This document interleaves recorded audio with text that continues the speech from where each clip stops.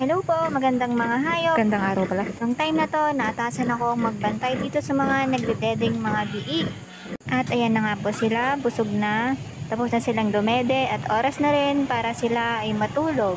Pero ayan sila, hindi sila magtigil. Siksik sila ng siksik sa isa't isa. Gusto kasi nilang mainitan, kulang yata yung nakalagay na dayami. Kaya ayan, siksik sila ng siksik kung saan sila comfortable para makatulog.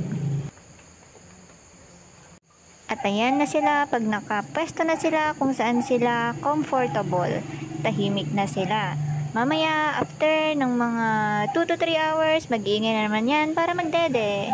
At eto na sila, nung medyo lumaki na sila, tropa na nila yung mga kambing. Yan, lumalabas na rin sila sa kanilang kulungan kung saan-saan na rin pumupunta.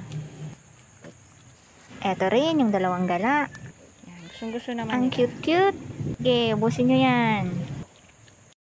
Habang lumalaki sila, lumalayo na rin ang kanilang nararating. Nasa gitna na sila ng palayan. Saan na kayo nakarating banda? Asa na yung bantay? Ba't pinapabayaan dyan?